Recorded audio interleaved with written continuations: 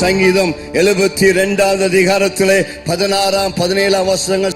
பூமியின் மலையின் உச்சியிலே ஒரு பிடி தானியம் விதைக்கப்பட்டிருக்கும்.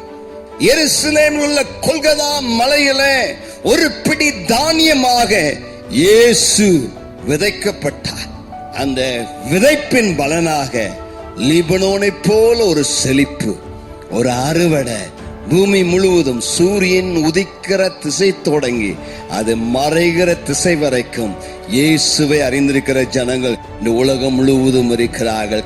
இன்னும் கொஞ்சம் நாட்களிலே சமுத்திரம் ஜலத்தினால் நிறைந்திருக்கிறது போல பூமி கர்த்தரை அறிகிற அறிவினால் நிறைந்திருக்கும்.